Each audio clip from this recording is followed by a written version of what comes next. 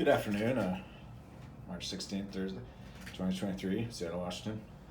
Well, we left yesterday with looking a bit at dynamic light scattering, or reading the cover off multi-beam interferometry and surfaces and films. And then, of course, we're reading from Nonlinear Electromechanical Effects and Applications by G.M. Maugin. Now, we skipped over pages 9 through 11, so I thought we might briefly recapitulate what is going on in those. Thus, that as we get back up to the balance laws of mechanical forces and electric forces, that after the definitions of singular surfaces and the corresponding theorems as related to the gradient and the stress and strain tensors of Green and Cauchy and Euler and Lagrange, that we'll so arrive at then in these sections between the beginning where we discuss the tensorial quantities and the hypothesis of small perturbations, HSP, that'll so follow that we'll have the filling of the gap in the linear narrative that Maugin provides between page 8 and page 11. So, page 8 ends with strain rates, section D strain rates. The velocity of a continuum is defined by V, is quantity of x, comma t, parameterized by time, equals d symbol over dt, given x underscore tilde equals a constant. So holding x constant, then it's the velocity of the continuum is as of the drift, or otherwise as to how, with a perspective as it were held constant, and that this velocity is so defined as the change over time of the quantity, as which we will recall was defined earlier on page 1.1, that this quantity is as the configuration position. So more generally, the material time derivative is d over dt equals partial d over partial dt, given x equals constant. Therefore, if f equals fx comma t and x equals symbol x comma t, we have df dt equals dot f, or f dot. This is traditionally the notation of the instantaneous rate of change with respect to time, according to Newton's notation. F dot, sometimes called f prime, equals partial d partial t plus partial f, or partial f slash partial t plus partial f slash partial x quantity minus partial f partial t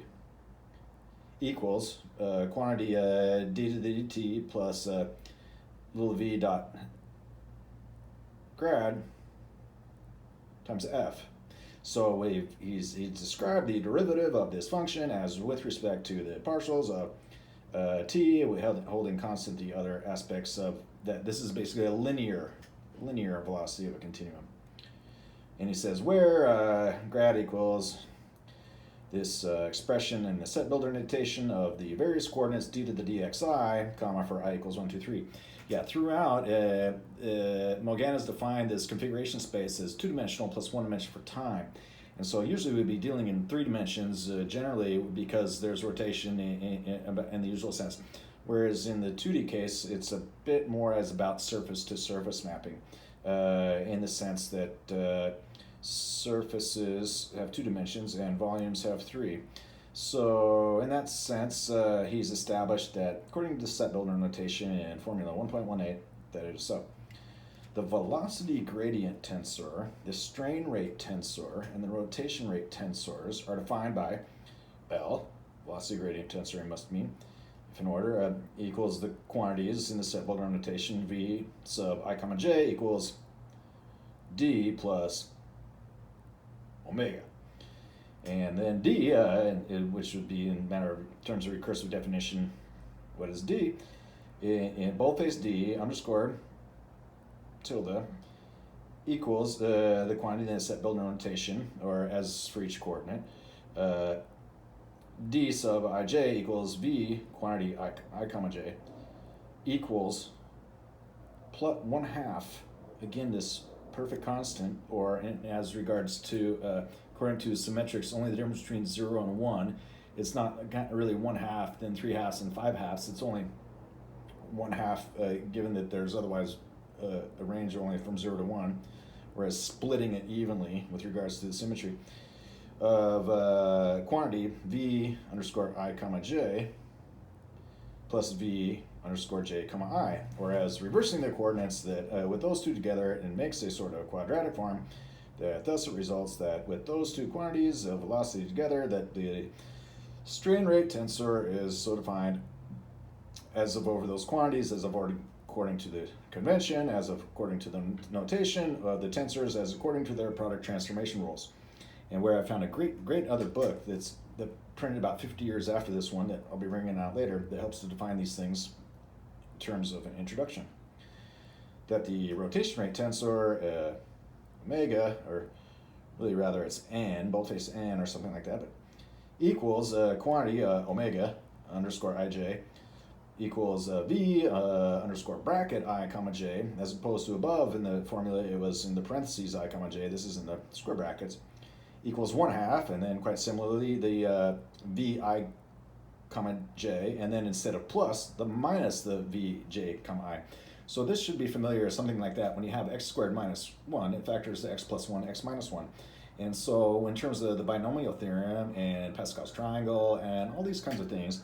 that it results that it is possible to talk about the exchange of the coordinates and the alternation of these signs as forming two complementary quantities that, when suitably boxed together, make up a way to have it both ways and make quarters that are symmetrical, as about here what ends up defining the velocity gradient tensor field, or the linear component, the number extracted from the system of equations and formulas that is so defined according to tensorial quantities and transformation rules. A footnote from the above section, as infinitesimally small of the first order, it says the determinant of A matrix underscore ij is small in the sense that the root, the square root of the determinant of A underscore tilde equals the root of the trace of A transpose is small. TR equals trace. And so what he's describing is that in the quadrature is when you have to actually have two quantities that are orthogonal relation to each other. What it so results that when their product is vanishing or small, then it's in the sense as they say it's neglected in terms of that it doesn't have analytical character greater than 0, thus that it results that according to things like the triangle inequality or Cauchy-Schwarz inequality, or otherwise establishing that things are having a metric, a norm, and that these quantities are small, is in that sense that is defined in terms of the root, the square root, where of course the square is how you compute for a given square the area of it by multiplying the side length by the other side length, or similarly for a rectangle or any other quadrilateral with parallel sides, that it results that in this manner the trace of the determinantal or the root of the determinantal quantity is equal to the root of the trace of the regular singular matrix times its transpose. That it does so results that as it's boxed together and its sides are parallel, it's stood up straight, and it results that that is not having on either side an unequal amount, which would make it so non-negligible. So page 9 begins. We have d sub dt of quantity x underscore little I comma big K equals v underscore I comma j x underscore j comma big K. So we see that in terms of I, j, and k as their coordinates, or as in their notation or reflection, that according to these two sides in order, that then according to their coordinates in those orders, that it ends up making kind of a cross product, a right-hand rule kind of setup. And so it's possible to consider how to define that in terms of the next definition, d sub dt equals big X, and with the coordinates reverse k comma I equals negative x k comma j v j plus I, so that it is anti-commutative in this sense, and as so what results that by reversing the coordinates and reversing the order, that it ends up being that the quantity is simply the opposite or negative of the first quantity in their relations.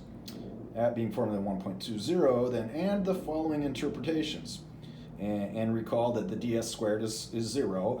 in terms of this vanishing. That d sub dt of ds squared equals 2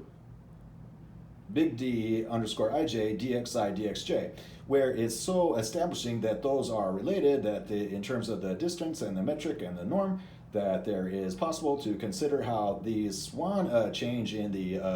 area of this vanishing term is so in accords with this box term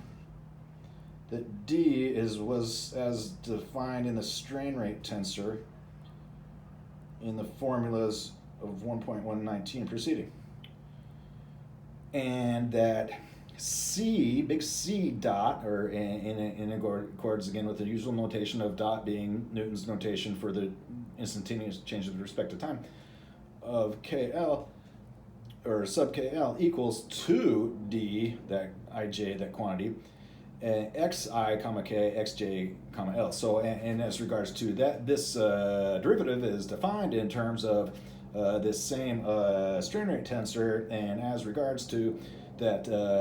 instead of the raw differentials of dxi and dxj, that it is xik and xjl, then as they're so related by the previous formula, that the anti-commutative relations of the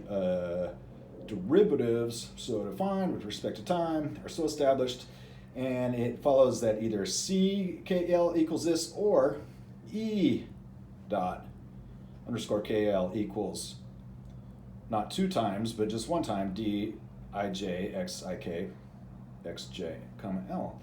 That is D underscore ij x underscore I comma k and x underscore j comma L. That according to the strain rate tensor and rotation rate tensor, and those having the relations of being 1/2 or not, that it is either the case in the one hand that it is so defining that this interpretation is as so, or the other hand is defining this other interpretation. So basically, as whether it's going one way or the other, and that it follows that it's according to the strain rate tensor or the gradient tensor. So that he so follows that E boldface dot underscore tilde equals pullback C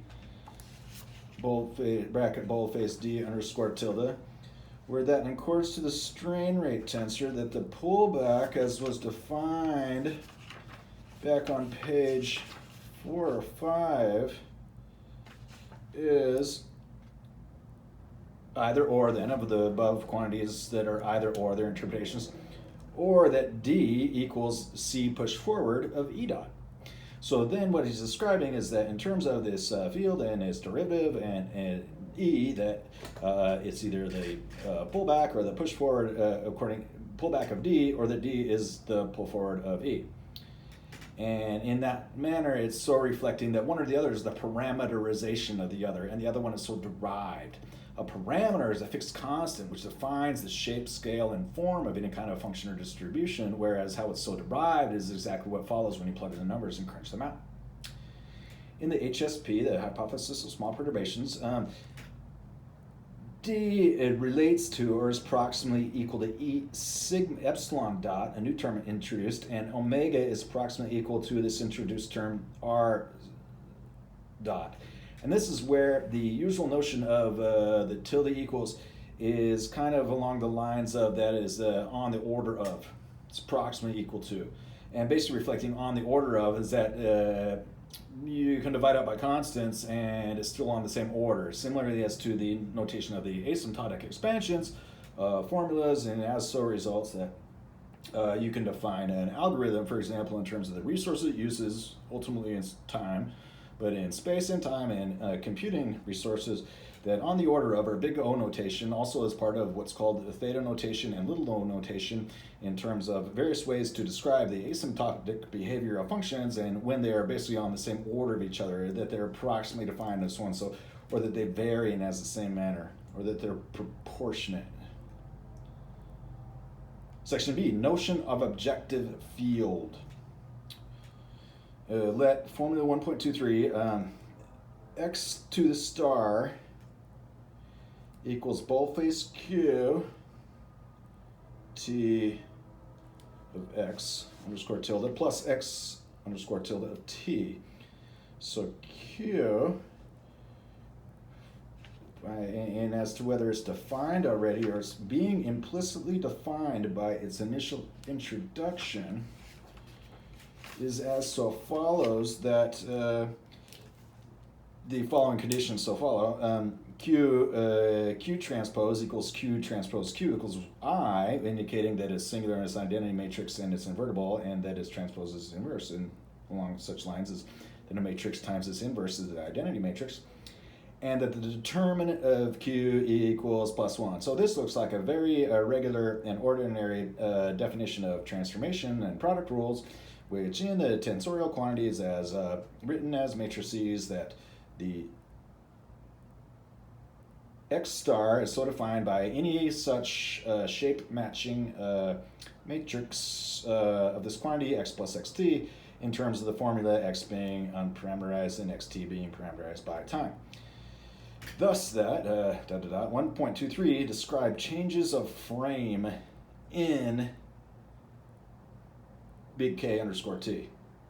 Then one says that a scalar field f, a vector field v underscore tilde, and a tensor, second order tensor, field t underscore tilde, are objective if and only if, i.e. necessarily so and so necessarily, if they transform tensorially with respect to transformations 1.23 considered as point transformations in KT, i.e. when you say a point transformation, as it would carry the point in the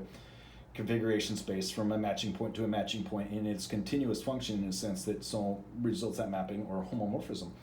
or otherwise that it so results that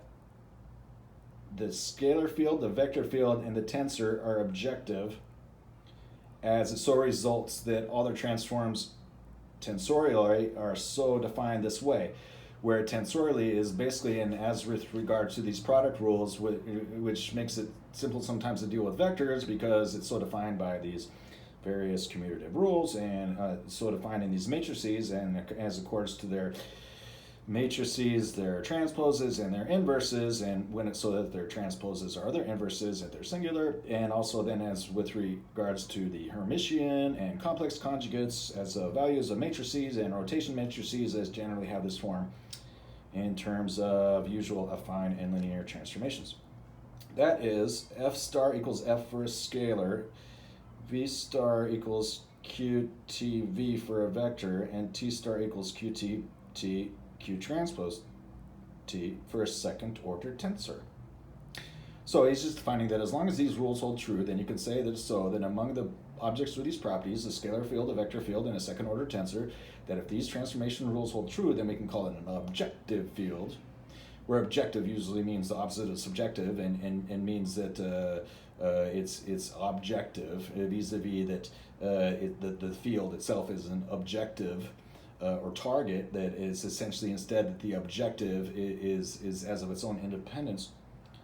Accordingly, v comma, and then he has comma epsilon, and I'm not quite sure if that's a typographical error, and b boldface to the inverse underscore 1, where b is previously defined variable, are objective tensors. Thus that v, epsilon, and b inverse are objective tensors. That v comma epsilon equals v dot acceleration, so that the velocity is derivative with respect to acceleration, and omega are not objective. U boldface, C boldface, and E boldface, although tensors in Kr are scalar quantities in Kt, and the subjective F boldface and F inverse are 2-point field tensors which behave like vectors in big K, sum of big K, and big K underscore T. Thus he's derived in terms of the configuration space with the diagram with which we began. And these transformations, according to these quantities, according to these relations, that they're so holding as long as it's so that we're able to frame and box and have up and put together and making the quadrature according to triangle inequality and distance metric of the norm. What are these things? So in section C,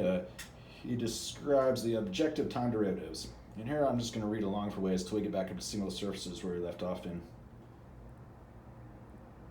previous reading. If a vector field A in k underscore t is objective, it is easily checked that dA to the dt is not objective. When I say to the, it means over the. Quantities defined as geometrical objects on k sub r are scalars in k sub t, insofar as transformations in k sub t are concerned. Therefore, on account of this remark, the following provides an easy way to construct objective time derivatives, in fact, so-called convected time derivatives. Let a underscore tilde equals the quantity in the set builder notation according to the coordinates a underscore I, a sub I, in k sub t. Thus consider a hat underscore tilde equals a pullback in the direction of d, little a underscore tilde in the bracket, i.e. a hat underscore k equals ai times x to the, or sub I comma k, and as that x I comma k was defined earlier, and a is in terms of this coordinates, and it results that those are the coordinates in each of the 1, 2, 3 dimensions, which we're dealing with in terms of 2 spatial dimensions in time.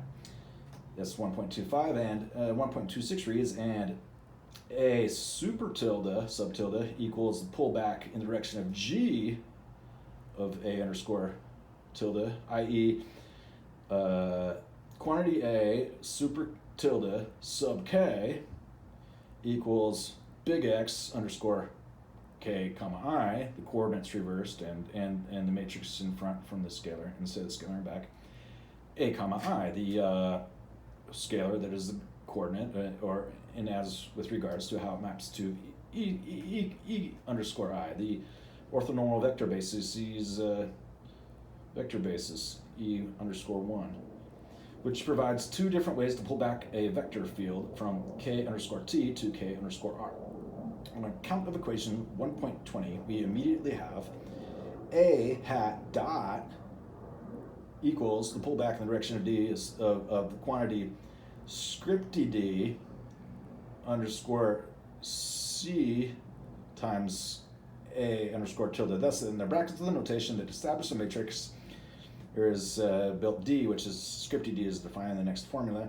and that a super tilde dot equals the pullback in the direction of g of block d underscore c over a tilde and its matrix builder, wherein scripty d underscore c a, the coordinates each in sub I, equals a dot I plus aj vj comma I, and block d over or block d sub c of a, and I'm not sure why he's so left out the subscript notation on that term, equals a dot I minus v sub I comma j a j, whereas it's able to define this scripty d and block d as in terms of that it's adding a term of a dot, which is a derivative. You know, it's the function that it is its derivative, the indefinite derivative, that it's as a sum, which is kind of surprising, of a product of the next index in dimension of this. So he basically is kind of squaring it down and cubing it down and rounding it up, and so it results being this differential quantity, where differential means a function that's defined in terms of the derivative of itself or another function. That is so like so. Now, I had mentioned that I wouldn't add much comment, but I've been free with it here. By inversion of equations 1.27, it is seen that scripty d sub c a underscore tilde and block d underscore c a sub tilde are objective vectors if a underscore tilde is objective. By inversion of equations 1.27, which were the pulled back definitions that establish the properties according to the convected time derivatives, that it is so that he's built this house of cards in a sense, you know, in terms of many things in mathematics are very airy and only hold up in terms of that everything is perfectly aligned, in terms of these vanishing quantities and the dimensions of the one, the dimensions of the other, to help to define how a rotation can be both having a quadrature and an orthonormal vector basis just still roll around, by inversion of equations 1.27 is seen that script D sub CA and block D sub CA are objective vectors if A underscore tilde is objective. If instead of A super tilde, one defines A super line, or A bar equals J, C pullback G of A, then A bar dot is derivative, convected time derivative, you'd so indicate, equals J of C pullback G A star, where A star generally means a particular thing in matrices, but he defines it in the next section. And his subscript mentions footnote B, the superscripts D and G mean right and left in French, where D stands for droite and G stands for gauche, like Cadillac, continuous à droite, discontinuous au gauche, where A star equals A dot minus this quantity of A dot grad V plus A dot grad plus A quantity grad dot V. So A dot grad quantity times V plus A quantity grad dot V. So that it's essentially so pulling that this dot product, which reduces the dimension, results in a number in a scalar on either side of A and V, the derivative, and this other one is kind of back to again one of these x plus 1, x minus 1 things that adds up to x squared minus 1,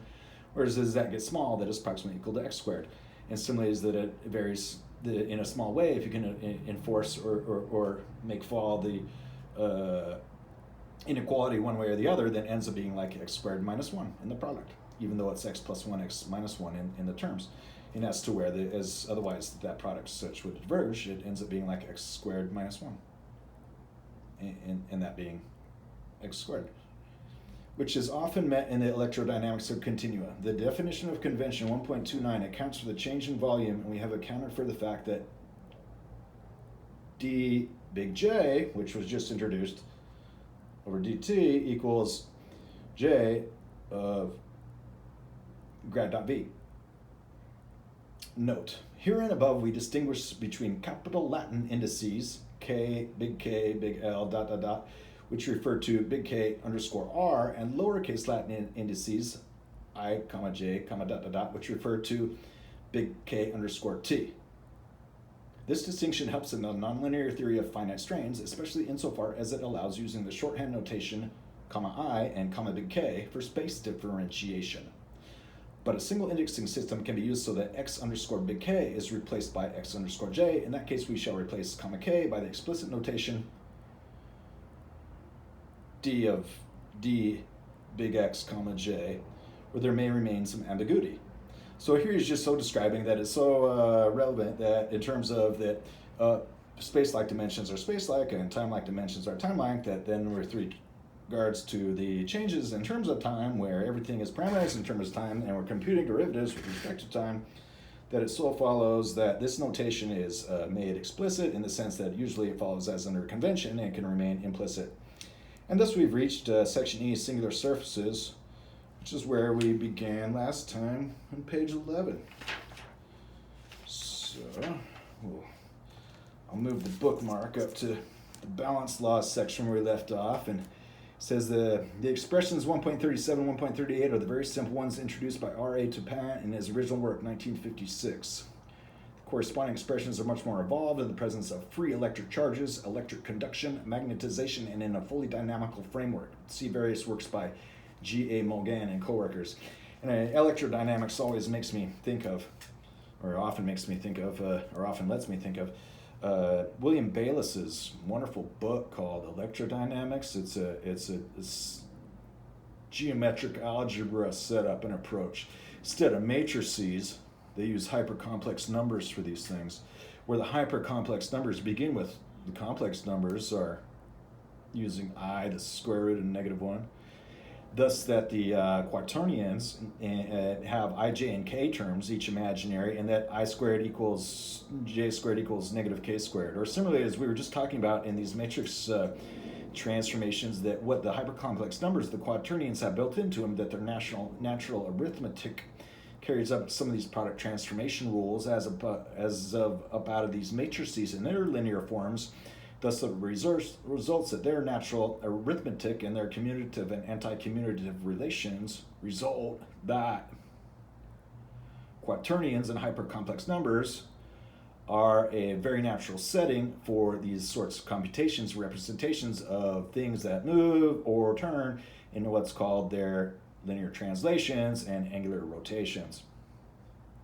Then, as above, the hypercomplex numbers, they're what's called the octonions. These are defined in terms especially of these inner and outer products, or scalar and vector products, or scalar and vector products in the cross product, a particular distinguished product, or scalar and vector products in terms of the inner and outer and the wedge.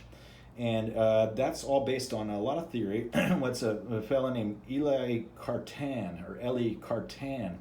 and his son, who later took up his work, but mostly from Elie Cartan, who implemented the theory of reflections and rotations that is, after this complex arithmetic, a very geometric and natural approach to these type things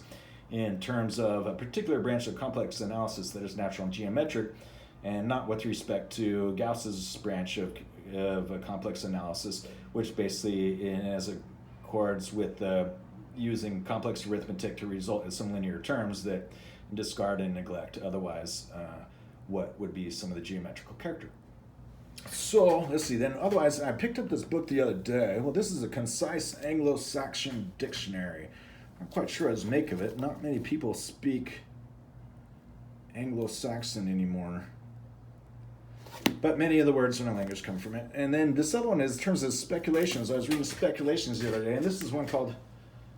Carl Sagan, The Dragons of Eden, Speculations on the Evolution of Human Intelligence. And Carl Sagan is pretty great. You know, he's just amusing, and I can't really speak in the same way of billions and billions of Sagans per second. But he starts, the world is very old and human beings are very young. Significant events in our personal lives are measured in years or less, our lifetimes in decades, our family genealogies and centuries, and all of recorded history in millennia. But we have been preceded by an awesome vista of time extending for prodigious periods into the past, about which we know little, both because there are no written records and because we have real difficulty in grasping the immensity of the intervals involved.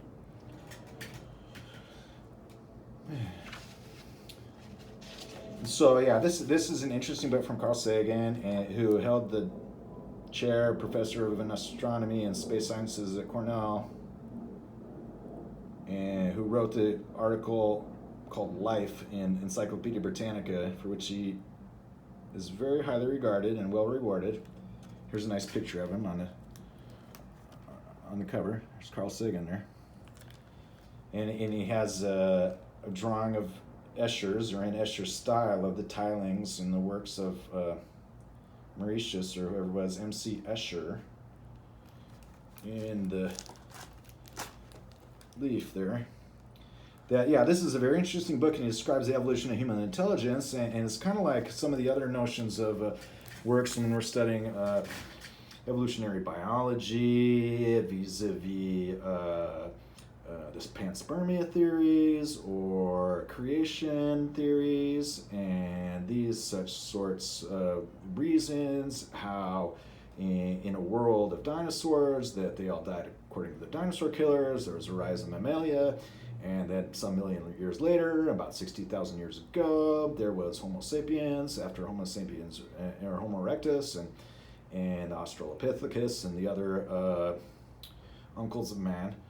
And then it sort of results with regards to various specific clusters of genetics over time that the intelligence of humans is, as Carl Sagan puts it later in his work, really a matter that we're able to collect our learnings and write them down. His big point is that the library is why humans are intelligent. So that said, I thought it was a pretty good book, and I've added it to my collection here, and I'm reading it a bit at a time, kind of in the manner as I've been reading this Maugin for quite a while. So that said, this is a long episode, and I shall hope you have a good day. I'll get back to some more of these books here, and I've also collected some other ones. It'd be nice to read some things from this multi-beam interferometry at some point, just get an idea of what's going on with optical properties, D frequency or lambda, or these linear formulas that result that make it so easy to compute things in terms of harmonics of wave resonance, which actually adds up to a nonlinear thing, which we're getting into. Thus, that with regards to all manners of diffraction gratings and how things are in terms of holograms and lots of things to do with things that behave like light, or when different materials having their properties that light in its optics and transmission acts as a light-like quantity. He talks about physio and the fringes, birefringence, and diffraction, and what goes on with these various things in terms of the theory of rainbows, the theory of light, as we talk about Descartes and his mathematical contribution to the theory of light, and Airy and Young and Fresnel and some of these other mathematicians and physicists that result why we have both a wave theory of light and a particle theory of light in terms of the photon, which is called a wave packet and contains a discrete amount of energy according to the optoelectronic effects and thermo-optic effects that in various junctions like CPEC junctions, Peltier junctions, and otherwise where heat makes light or light makes heat, or heat makes electricity or light makes electricity, or electricity makes light or electricity makes heat, that these kinds of interactions of energy end up being defined in terms of continuum mechanics and a theory of the things. All right then, good afternoon.